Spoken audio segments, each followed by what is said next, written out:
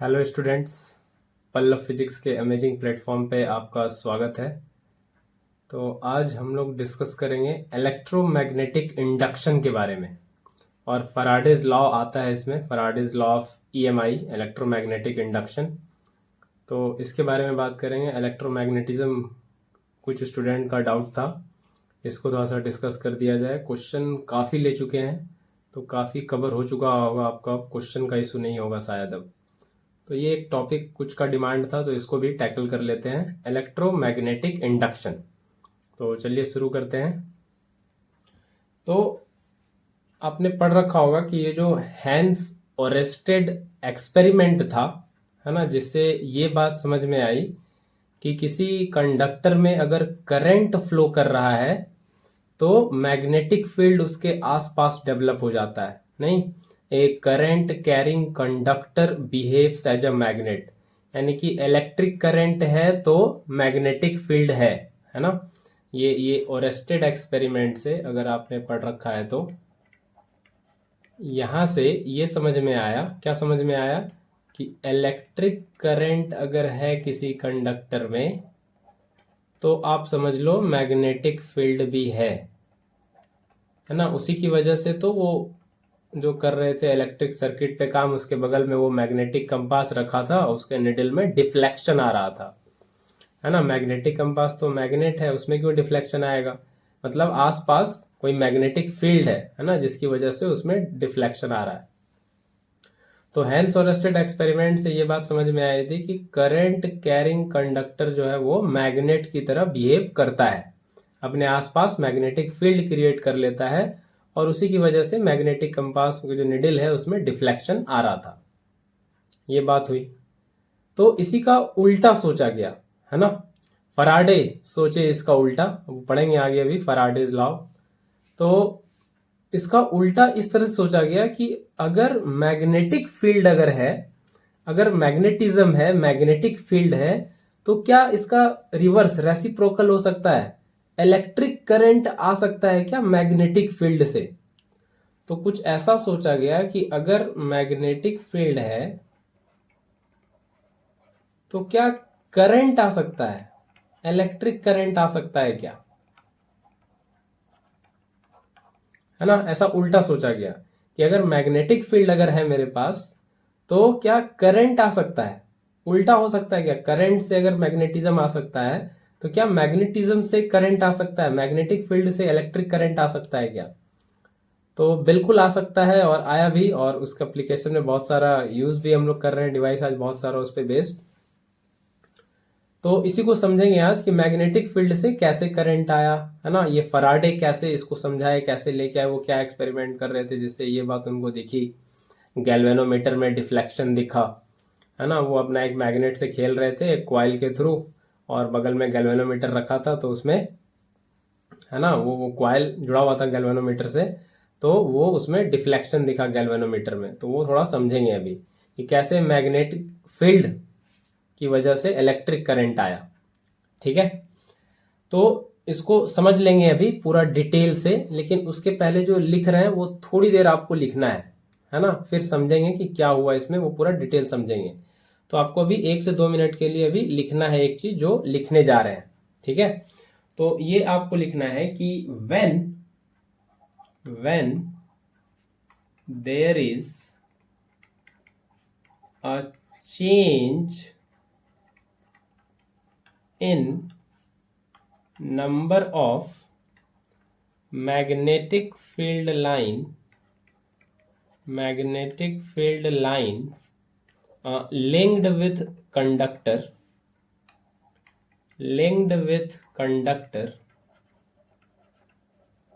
then EMF, electromotive force, EMF of a cell, ये सब हम बता रखे हैं पहले डिटेल में, आप देख सकते हो चैनल पे जाके। EMF is developed at the ends of conductor, है ना। EMF is developed at the ends of conductor, ठीक है, which last as long as there is change in number of magnetic field line। ये सब अभी समझेंगे, ये सब जो लिख रहे हैं बस आपको इसको कॉपी करना है अभी, ठीक है। And this is known as EMI, electromagnetic induction, ठीक है। This is known as EMI, जो हम हेडिंग भी पहले लिख रखे थे उसी को शॉर्ट में EMI लिख रहे हैं, इलेक्ट्रोमैग्नेटिक इंडक्शन, ठीक है।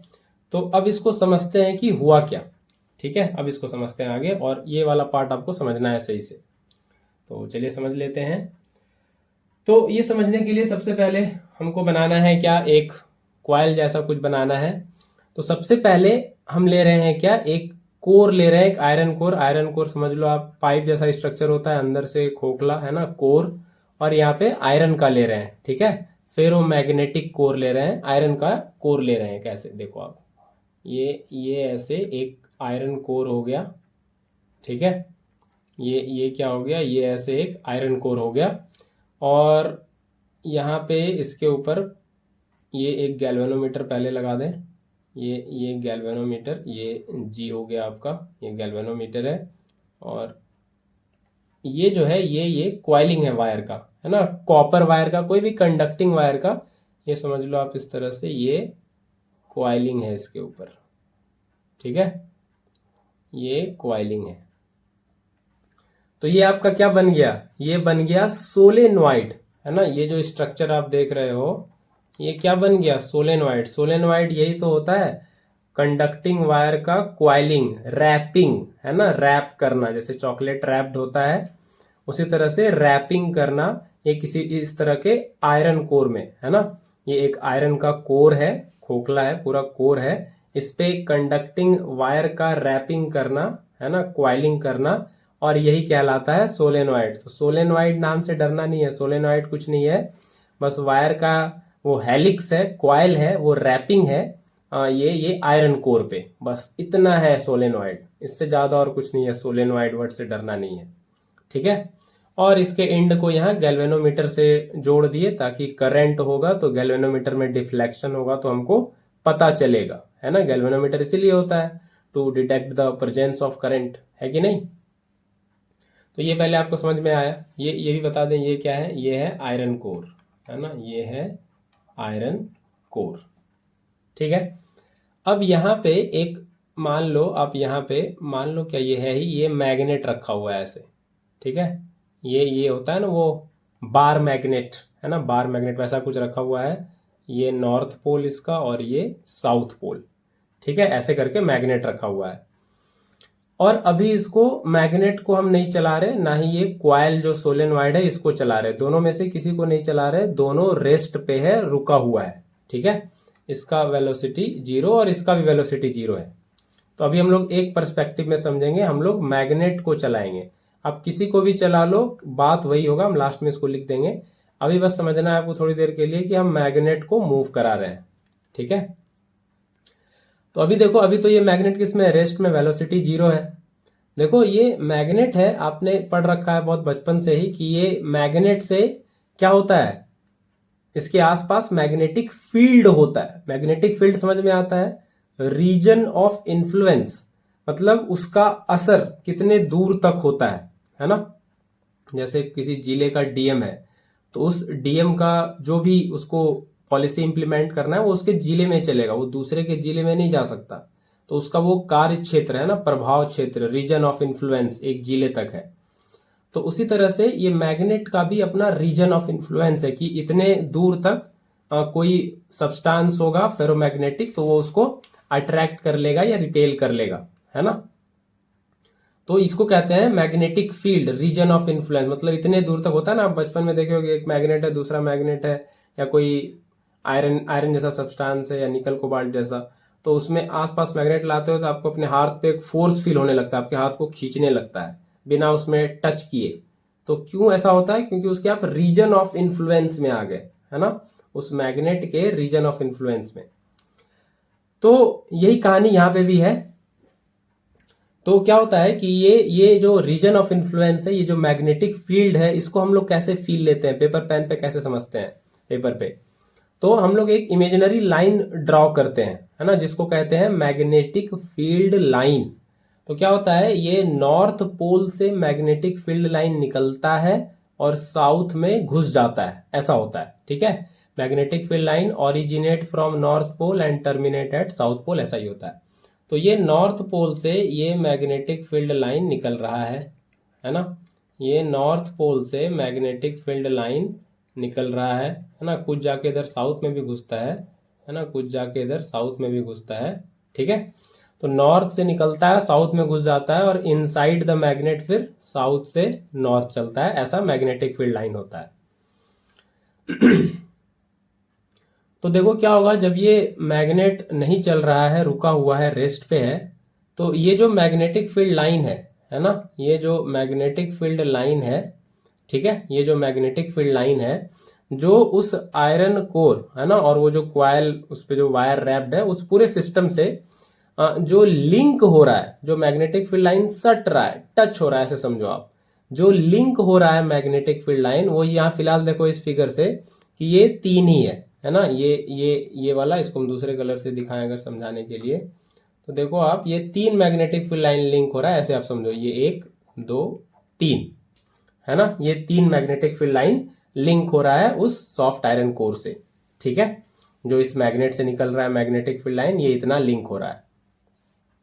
ठीक है, कोई दिक्कत नहीं है, मैग्नेटिक फील्ड लाइन लिंक हो रहा है, होने दो, है ना, मैग्नेट को, आयरन कोर को क्या है, कोई दिक्कत नहीं, हो रहा है, होने दो। लेकिन यही मैग्नेट को अगर चलाना स्टार्ट कर दे, मूव करना स्टार्ट कर दे, है ना, इसको हम मैग्नेट आयरन कोर की तरफ लाने लगे इस मैग्नेट को, है ना। अब दूसरा फिगर देखो, अब यहाँ पे सेम फिगर बनाएंगे, नथिंग न्यू, है ना, तो इसको वापस से ब्लैक पे आते हैं, नथिंग न्यू, सेम फिगर बना रहे हैं। ठीक है, कुछ भी नया नहीं है। ठीक है, वही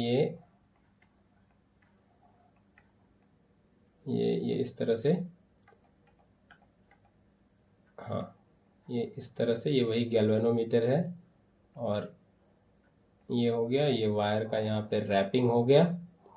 ठीक है, इस पे वायर पे रैप कर रहे हैं, है ना, ये हो गया।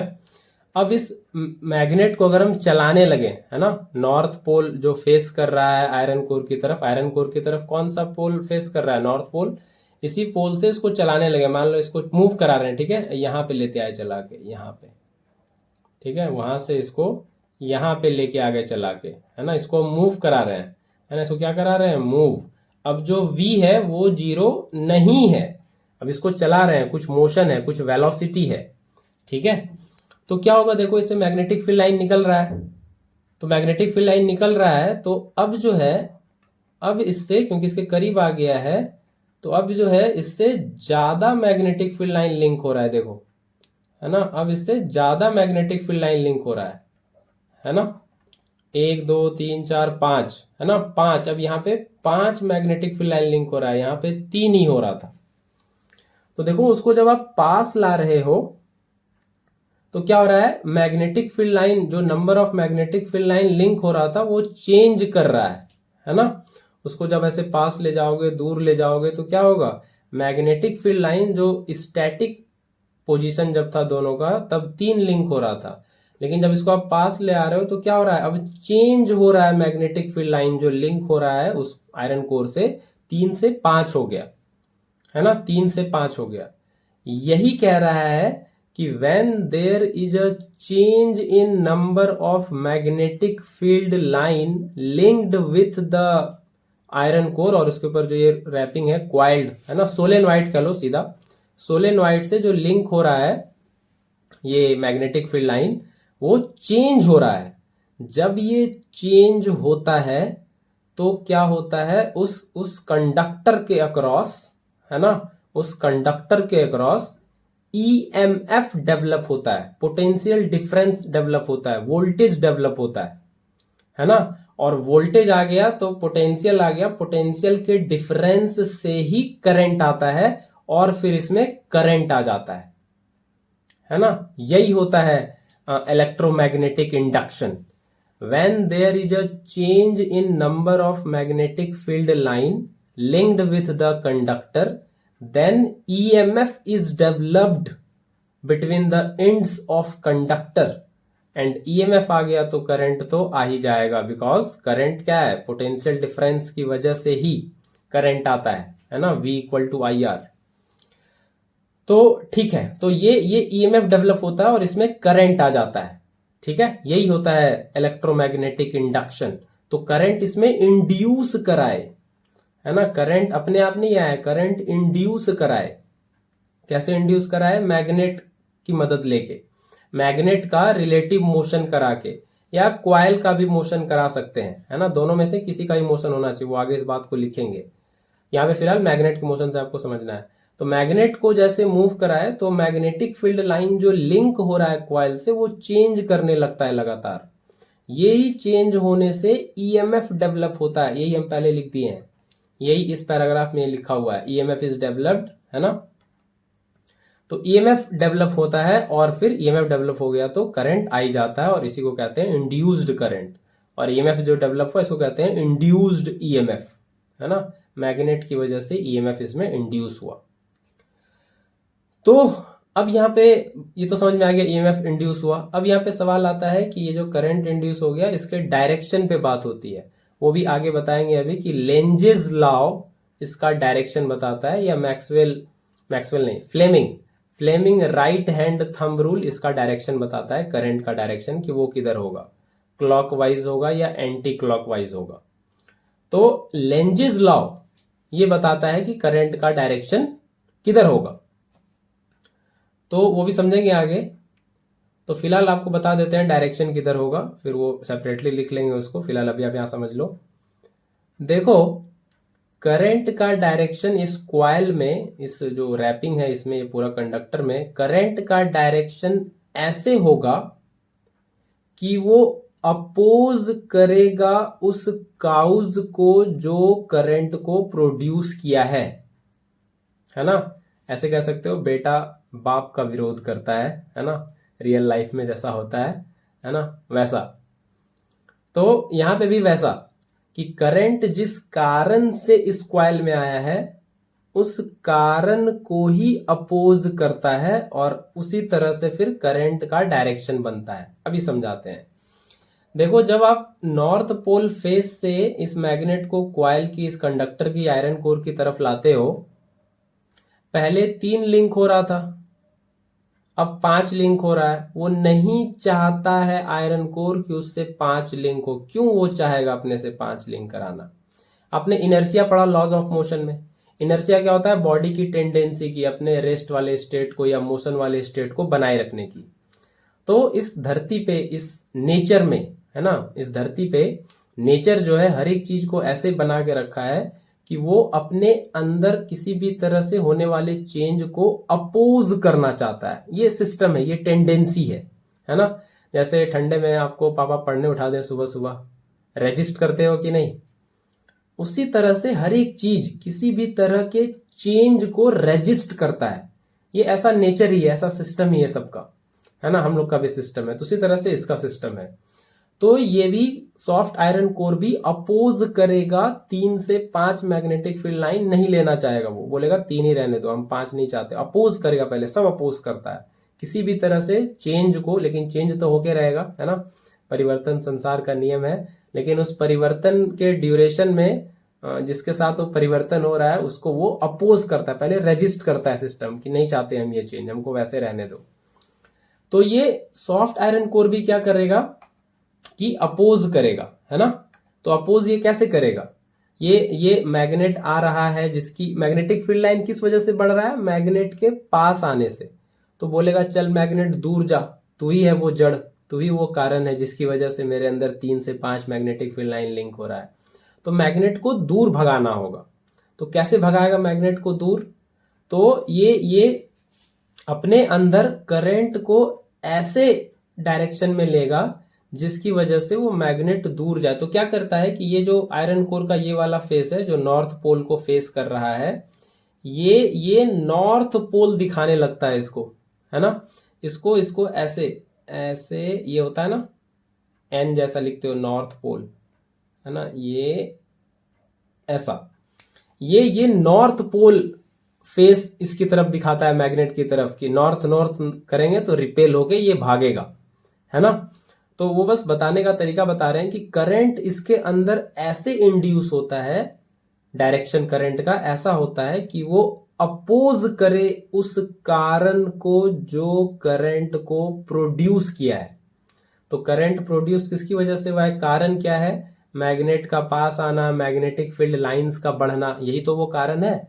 तो मैग्नेट पास ना आए, मैग्नेट को भगाओ, कैसे भगाएंगे, तो नॉर्थ पोल वाला लेके आ जाएंगे, नॉर्थ नॉर्थ रिपेल करेगा तो दूर भागेगा, है ना। तो ये देखो, ये नॉर्थ पोल का ये ऐसा डायरेक्शन हो गया, है ना, ऐसा। तो ये कैसा डायरेक्शन है, ये देखो, ये ऐसा डायरेक्शन है और ये ऐसा डायरेक्शन, मतलब ये एंटी क्लॉकवाइज है ना, ये इधर है और ये इधर है। तो कैसा डायरेक्शन हुआ, ये हो गया एंटी क्लॉकवाइज, है ना, घड़ी के विपरीत दिशा में। तो घड़ी के विपरीत दिशा में करंट का डायरेक्शन इसमें हो जाएगा। तो घड़ी के विपरीत दिशा में चलना है एंटी क्लॉकवाइज, यानी कि ऐसे। घड़ी ऐसे चलता है तो हम लोग ऐसे चलेंगे, है ना, ऐसे चलेंगे, ऐसे चलेंगे। ये होगा करंट का डायरेक्शन इस कॉइल में, है ना, इस सोलेनॉइड में। और यहाँ पे जो ये सीधा सीधा आपको दिख रहा है, ये गैल्वेनोमीटर का ये निडल, ये करंट इस डायरेक्शन से आते समय इस निडल को मारेगा थप्पड़, है ना, थप्पड़ मारेगा तो निडल उधर गिर जाएगा। तो ये निडल जो सीधा था ये ऐसे गिर जाएगा, इसको थप्पड़ मारेगा तो निडल राइट की तरफ डिफ्लेक्ट करेगा। ठीक है, ये याद रखने का तरीका बता रहे हैं कि ये एंटी क्लॉकवाइज इधर से करंट आया, इसको थप्पड़ मार दिया, ये सीधा था बेचारा ऐसे, इसको थप्पड़ मारा इधर, बोला हम लोग जा रहे हैं तुम भी चलो उधर, तो इसको थप्पड़ मारा इधर, और ये करंट फिर इधर से ये एंटी क्लॉकवाइज सेंस में आ गया इसमें, है ना। तो ये पूरा आपको समझा दिए कि ये कैसे करंट का डायरेक्शन बनता है। ठीक है, ये समझ में आया पहले, है ना, ये समझ में आया। ये लेंजेस लॉ को लिख देंगे आगे अभी, ठीक है। चलिए, और इसमें केस की बात करें तो ऐसे ईएमएफ डेवलप होता है और ऐसे करंट इंड्यूस होता है, ठीक है। और कुछ केसेस की बात करें, अब एक बार मैग्नेट को दूर ले जाने वाला केस कर लेते हैं, ठीक है। अब एक ये गैल्वेनोमीटर, फिर से एक मैग्नेट को दूर ले जाने वाला केस कर लेते हैं। तो मैग्नेट को दूर ले जाते हैं, अब थोड़ा, ये मैग्नेट अब मोशन में है, अगेन ये नॉर्थ पोल है, ये साउथ पोल है, ठीक है। अब ये मैग्नेट क्या कर रहा है, दूर जा रहा है, ये मैग्नेट इधर जा रहा है ना, इधर मैग्नेट से दूर, मतलब ये सोलेनॉइड से दूर, है ना, मैग्नेट मूविंग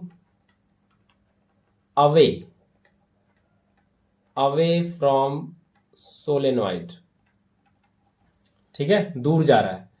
तो पहले 3 लिंक हो रहा था, अब दूर जा रहा है तो अब तो और कम लिंक होगा, 3 से अब 2 हो जाएगा, ये 1 हो जाएगा, नहीं, तो वो भी नहीं चाहता, वो मतलब वो किसी तरह का चेंज नहीं चाहता, ना ही दूर जाए ना पास जाए, मतलब जो भी करे, मेरे में जितना नेचुरली इनिशियली लिंक हो रहा था मैग्नेट के स्टैटिक पोजीशन के नहीं चलने की वजह से 3 लिंक हो रहा था, 3 ही रहे, ना तो 5 हो ना तो 1 हो, है ना, ना तो घटे ना तो बढ़े।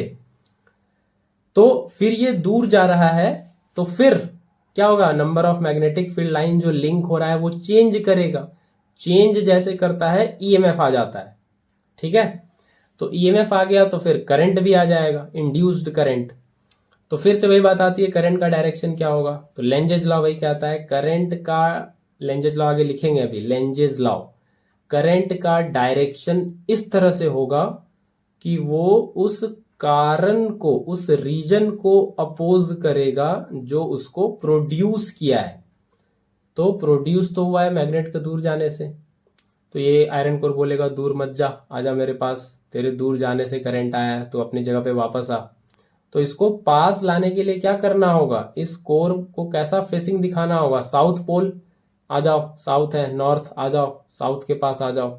तो ये साउथ पोल फेस करेगा, है ना।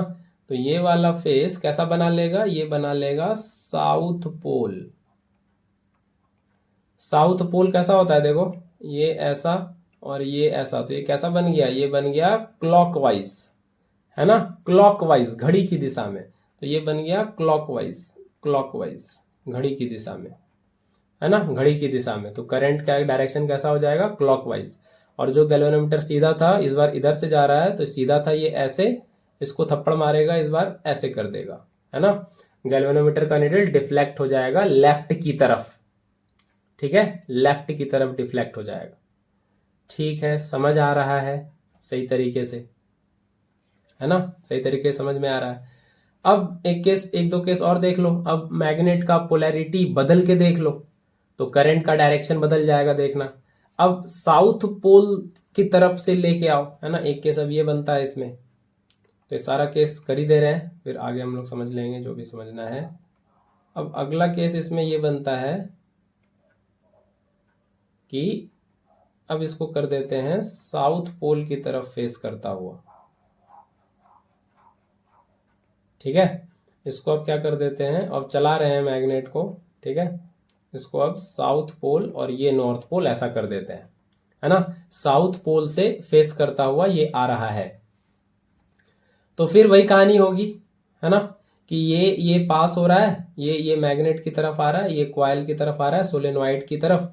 तो क्या होगा, मैग्नेटिक फील्ड लाइंस जो लिंक हो रहा है कंडक्टर से वो चेंज करेगा, चेंज चाहता नहीं वो। और ये साउथ पोल से इस बार पास आ रहा है, तो क्या करेगा, ये भी साउथ पोल डेवलप कर लेगा अपने अंदर, है ना, उसको भगाने के लिए मैग्नेट को। तो ये भी अपने अंदर साउथ पोल डेवलप कर लेगा, और साउथ पोल मतलब क्लॉकवाइज, तो इसमें क्लॉकवाइज आ जाएगा करंट, और इसको थप्पड़ मारेगा और ये लेफ्ट की तरफ डिफ्लेक्ट हो जाएगा, ये गैल्वेनोमीटर, है ना। तो देखो, नॉर्थ पोल की तरफ से जब आ रहा था मैग्नेट, नॉर्थ पोल की तरफ से जब मैग्नेट आ रहा था कॉइल की तरफ, तो एंटी क्लॉकवाइज था यहाँ डायरेक्शन, कैसा था, एंटी क्लॉकवाइज।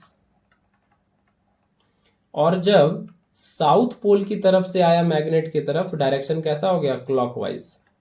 तो मैग्नेट का पोलैरिटी बदल दिए, साउथ पोल नॉर्थ पोल आ रहा है कॉइल की तरफ ही, लेकिन नॉर्थ की तरफ से आ रहा था तो एंटी क्लॉकवाइज, साउथ की तरफ से आ रहा है तो क्लॉकवाइज। देखो डायरेक्शन कैसे बदल गया, पोलैरिटी बदलने से कैसे डायरेक्शन बदल गया। उसी तरह से साउथ को दूर ले जाओगे मैग्नेट से तो क्या होगा, नॉर्थ आ जाएगा, साउथ को बोलेगा आ जाओ पास, दूर मत जाओ, नॉर्थ आ जाएगा तो फिर से एंटी क्लॉकवाइज। और उसके ऊपर वाले में देखो, जब नॉर्थ वाले पोल से दूर जा रहा था तो क्लॉकवाइज था, तो डायरेक्शन बदल जाएगा मैग्नेट का पोलैरिटी बदलने से। तो ये पूरा डिटेल बता दिए, पहले हम डेफिनेशन में लिख दिए ईएमआई का, तो ये पूरा डिटेल अब आपको क्लियर है कहानी, है ना। अब ये आपको शायद समझ आ गया होगा। और यही सेम ऑब्जर्वेशन देखा गया जब मैग्नेट को चलाने की बजाय मैग्नेट को स्थिर रख के कॉइल को चलाया गया, इस सोलेनॉइड को चलाया गया, तब भी वही कहानी है ना। चाकू गिरे सेब पे या सेब गिरे चाकू पे, कटना तो सेब को ही है ना। मैग्नेटिक फील्ड लाइन किसी भी हालत में चेंज होना चाहिए जो लिंक हो रहा है, तो वो मैग्नेट को मूव करा के कर लो, या मैग्नेट को वहीं रखो कॉइल को मूव करा के कर लो। मैग्नेटिक फील्ड लाइन जो लिंक हो रहा है उसके चेंज होने से मतलब है, चेंज होने से ही ईएमएफ आता है, और ईएमएफ आ गया, वोल्टेज आ गया, तो करंट आ गया। ठीक है, तो इसको लिख भी देते हैं, same observation, same observation, same observation was found while magnet is kept stationary, magnet is kept stationary and solenoid is moved, है ना। तो किसी को भी चला लो, कुछ बदलने वाला नहीं है। तो इनफैक्ट है क्या, रिलेटिव मोशन, है ना, इनफैक्ट है क्या, रिलेटिव मोशन। तो रिलेटिव मोशन होना चाहिए कॉइल और मैग्नेट के बीच, है ना, रिलेटिव मोशन होना चाहिए कॉइल और मैग्नेट के बीच, कोई भी चल ले, कॉइल चल ले या मैग्नेट चल ले, आ जाएगा ईएमएफ, आ जाएगा करंट, है ना। तो thus it is relative motion between coil and magnet, या सोलेनॉइड है तो सोलेनॉइड लिख लो, between solenoid and magnet which produces current, है ना, विच प्रोड्यूसेस करंट। ठीक है, इतना समझ में आ गया। तो इस सारे ऑब्जर्वेशन से फराडे कंक्लूड किए समथिंग, तो वो इंपॉर्टेंट कुछ बात है। कंक्लूजन मेड बाय फैराडे, वो लिख लो आप पहले। कंक्लूजन, इस सारे एनालिसिस से what were the conclusion made by Faraday. Conclusion made by Faraday, तो सबसे पहले तो वही है कि ए करंट फ्लोज, जो आप लोग देख रहे थे अभी, a current flows when there is relative motion, है ना, बिटवीन कॉइल एंड मैग्नेट। तो क्या होता है, करंट फ्लो करता है। ये सबसे पहला कंक्लूजन है जो आपको लिखना है। दूसरा, direction of current, direction of current is reversed, है ना। नॉर्थ पोल से आ रहा था तो एंटी क्लॉकवाइज, साउथ वाले से अप्रोच किया तो क्लॉकवाइज हो गया, नॉर्थ वाला दूर गया तो क्लॉकवाइज था, साउथ वाला दूर गया तो एंटी क्लॉकवाइज आ गया। तो direction of current is reversed, बदल जाता है, if polarity of magnet is reversed, if polarity of magnet is reversed, है ना। ये कुछ कंक्लूजन था जो Faraday made after this analysis. तीसरा, current in the coil is increased, कैसे इंक्रीज कर सकते हैं, बाय, पहला रैपिड मोशन, जितना जल्दी जल्दी आप चेंज कराओ, rapid motion of coil and magnet, coil और मैग्नेट कर लो, या तो कॉइल को चलाना है या तो मैग्नेट को चलाना है, ठीक है। इंक्रीजिंग करंट, करंट बढ़ा सकते हो by increasing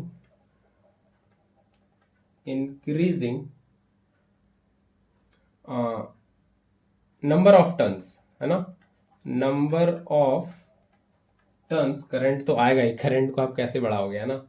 by increasing number of turns in the coil, है ना, नंबर ऑफ टर्न्स बढ़ा के उस पर भी डिपेंड करता है, ठीक है।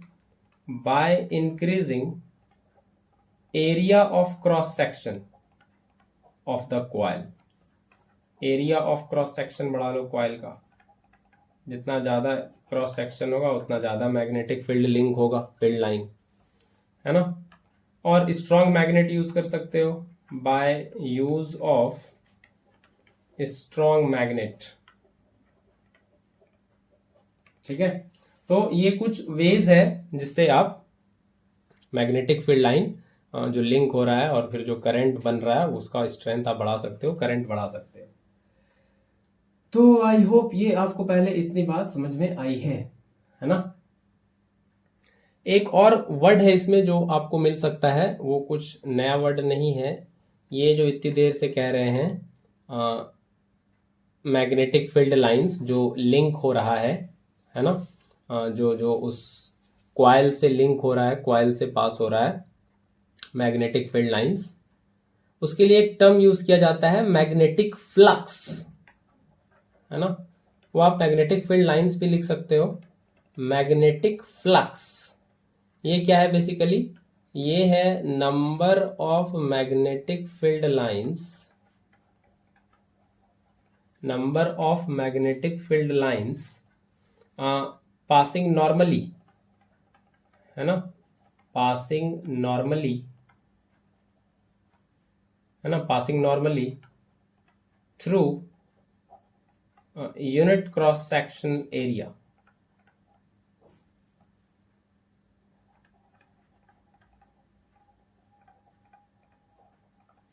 है ना।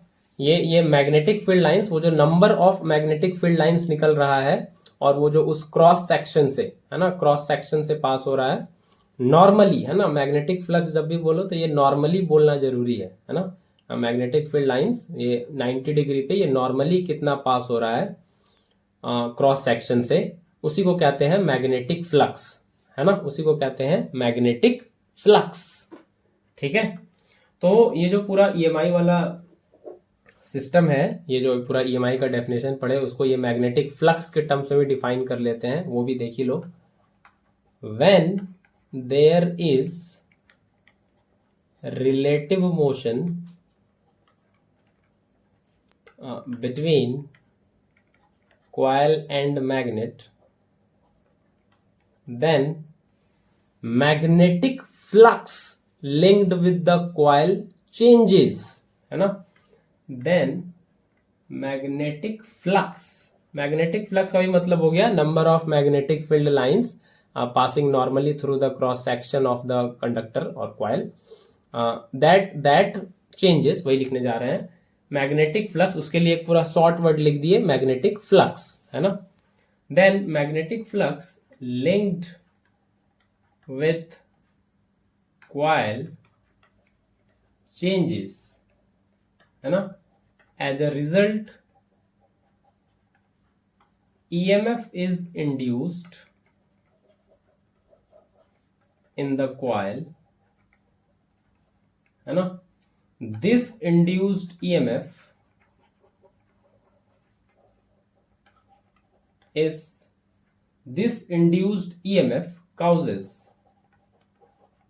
causes a current to flow in the coil if circuit is closed। इसी इंड्यूस्ड ईएमएफ की वजह से करंट आता है और इसी को कहते हैं ईएमआई, इलेक्ट्रो, बाइक का ईएमआई नहीं, ईएमआई, इलेक्ट्रोमैग्नेटिक इंडक्शन।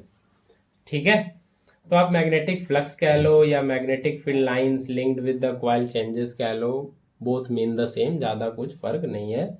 उस पूरे स्टेटमेंट के लिए एक वर्ड आ गया मैग्नेटिक फ्लक्स। ठीक है, तो आई होप ये पूरा आपको इतनी बात समझ में आई है ना, ये पूरी बात आपको समझ में आई है। अब देखो यहाँ पे होता क्या है कि जब आप वो मैग्नेट को मूव कर रहे हो या कॉइल को आप मूव कर रहे हो, है ना, ये मैग्नेट और इसको आप मूव कर रहे हो ऐसे ऐसे, तो बेसिकली क्या कर रहे हो, ये मैकेनिक्स कर रहे हो आप, है ना, ये वर्क डन कर रहे हो, है ना, ये क्या कर रहे हो, ये काम कर रहे हो, ये वर्क डन कर रहे हो, है ना, ये मैकेनिक्स हो रहा है। तो वो करंट कैसे आता है, बेसिकली ये जो मैकेनिक्स हो रहा है ना, आपके दिमाग में आ रहा हो कि वो करंट ईएमएफ ये कैसे आ जाता है इससे। तो क्या होता है, ये जो मैकेनिक्स हो रहा है, ये जो वर्क डन हो रहा है, ये जो मैकेनिकल एनर्जी हम स्पेंड कर रहे हैं, ये mechanical energy can neither be created nor be destroyed. तो ये जो एनर्जी है ये कहाँ जाएगा, इसका कुछ ना कुछ तो होगा, क्योंकि एनर्जी को ना क्रिएट कर सकते हैं ना डिस्ट्रॉय कर सकते हैं। ये मेरे अंदर का जो बॉडी का जो एनर्जी है, हम इसको यूज किए ये मैकेनिक्स करने में, अब ये कहाँ जाएगा, ये कहीं ना कहीं तो जाएगा, ये तो एनर्जी बर्बाद होगा नहीं, law of conservation of energy. तो ये मैकेनिकल एनर्जी ट्रांसफॉर्म होता है इलेक्ट्रिकल एनर्जी में, जो आपको दिखता है in the form of electric current in the coil. ठीक है, तो ये पूरा गेम एनर्जी कंजर्वेशन का है। तो क्या होता है कि मैकेनिकल एनर्जी स्पेंट इन, ठीक है, mechanical energy spent in moving coil और magnet is transformed into electrical energy, है ना, electrical energy which is seen in the form of electric current in the coil। ठीक है, तो मैकेनिकल एनर्जी कन्वर्ट हो जाता है, ट्रांसफॉर्म हो जाता है इलेक्ट्रिकल एनर्जी में। ये जो आप मैकेनिक्स करते हो ना, मैग्नेट को मूव करते हो, वर्क डन करते हो, वही ट्रांसफॉर्म हो जाता है इलेक्ट्रिकल एनर्जी में। ठीक है, ये पूरा समझ में आ गया। अब इसके आगे हम लोग बात कर लेते हैं जो इम्पोर्टेंट है, Faraday's law of electromagnetic induction. तो ये तो पूरा डिस्कशन ही फैराडेज लॉ था, लेकिन फिर भी इसको लिख देते हैं एक बार। तो फैराडेज लॉ क्या कहता है कि when there is relative motion, ये हमको लगता है काफी बार लिख लिए इसको, नहीं, relative motion between coil and magnet, EMF is induced, है ना, ईएमएफ इज इंड्यूस्ड, ये हो गया। अब ये जो ईएमएफ इंड्यूस्ड हुआ, इसका मैग्नीट्यूड कितना है, मैग्नीट्यूड की बात कर लें, वो भी कैलकुलेट करके बताया गया। तो द मैग्नीट्यूड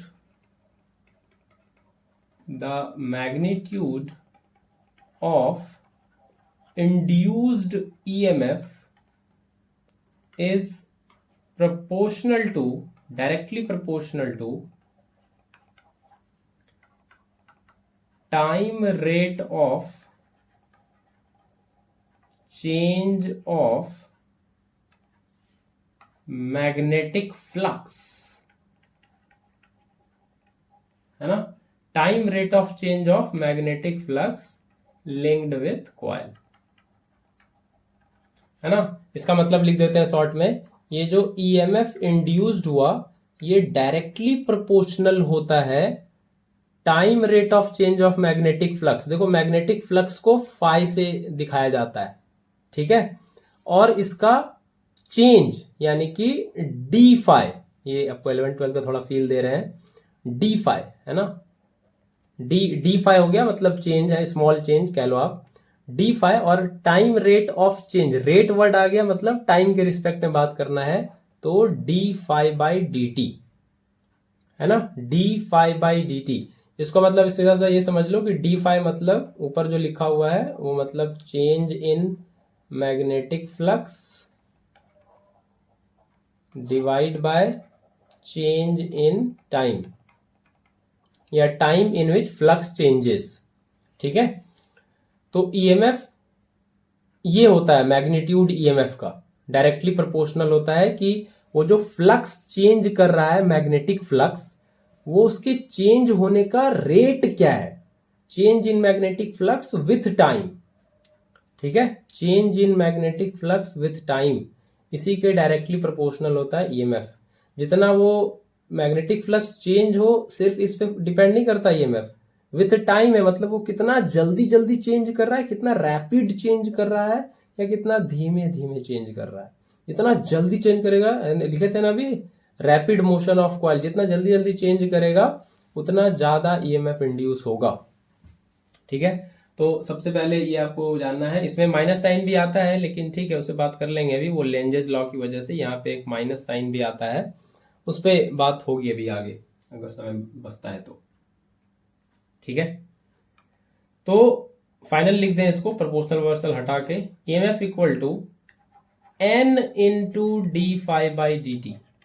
यहाँ पे जो एन लिखा हुआ है ये है number of turns in the coil, ठीक है, इसके भी डायरेक्टली प्रोपोर्शनल होता है, जितना ज्यादा टर्न्स होगा कॉइल में उतना ज्यादा ईएमएफ होगा। तो ईएमएफ का ये फाइनल फॉर्मूला बना, n into number of turns in the coil into change in magnetic flux divide by time in which flux changes, ये ईएमएफ का फॉर्मूला बना, ये मैग्नीट्यूड ऑफ ईएमएफ, ये आपको ध्यान रखना है, n into d phi by d t, ठीक है। तो ये हो गया मैग्नीट्यूड ऑफ इंड्यूस्ड ईएमएफ, ये आपको ध्यान रखना है, ठीक है।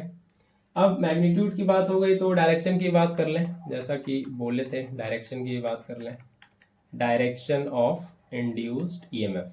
तो दो तरीके से बताया जाता है, पहले तरीके पे बात करें, लेंजेज लॉ, है ना, लेंजेज लॉ ये कहता है क्या, इंड्यूस्ड ईएमएफ का डायरेक्शन इस तरह से होगा कि वो अपोज करेगा उस कारण को जिसकी वजह से वो प्रोड्यूस हुआ है, मतलब ईएमएफ जिस वजह से प्रोड्यूस हुआ है उस कारण को ही अपोज करेगा।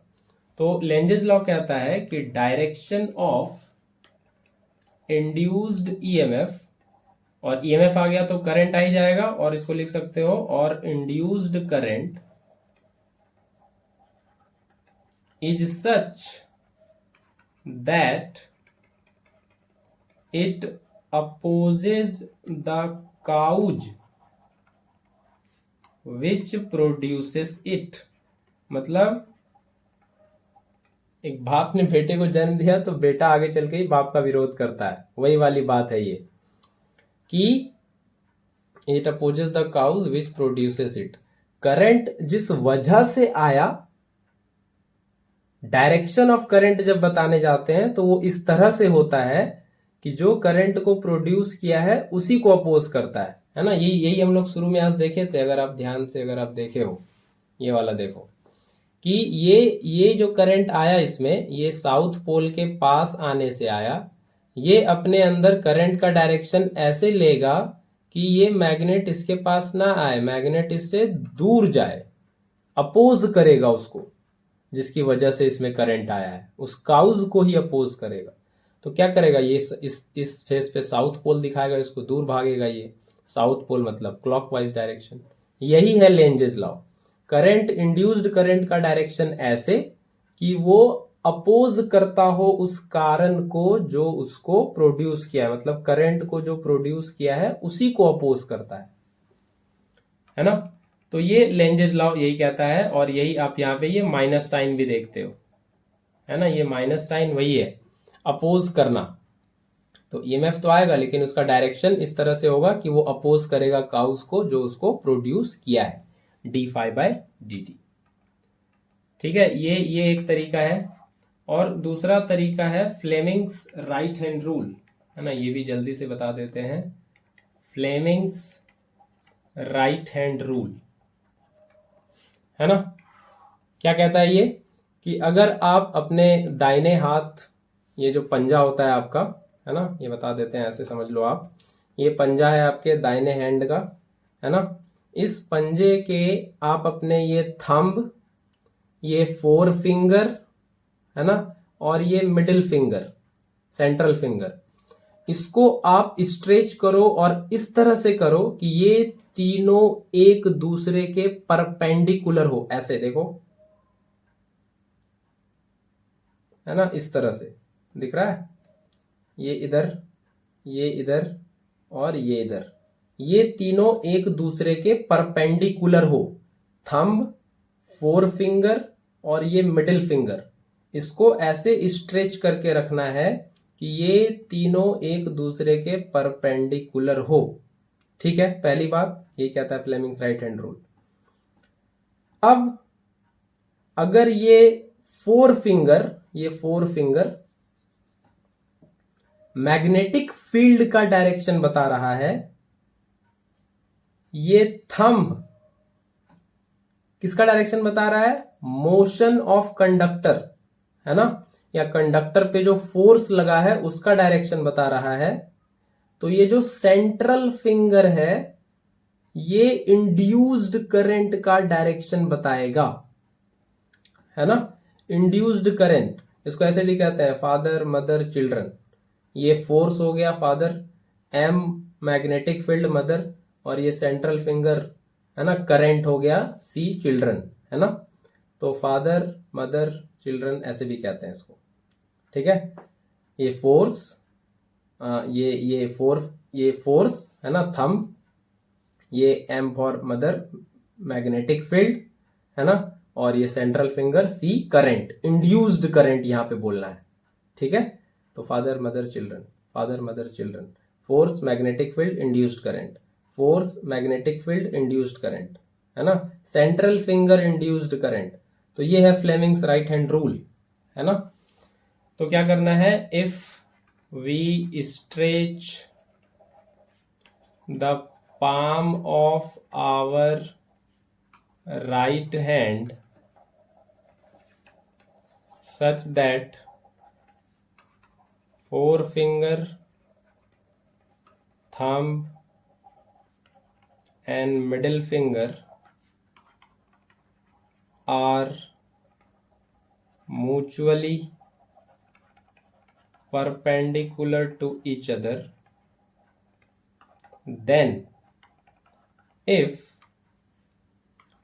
thumb gives direction of force on conductor, है ना, forefinger gives direction of magnetic field, then central finger gives direction of induced current। ठीक है, सेंट्रल कह लो या मिडिल कह लो। ठीक है, ठीक है, आई होप ये पूरा आपको समझ में आया है। ये पाम है ना, हथेली। तो यही है फ्लेमिंग्स राइट हैंड रूल, है ना, Fleming's right hand rule. I hope ये आपको पूरा समझ में आया है। मिलते हैं फिर अगले लेक्चर में। Till then take care, bye bye.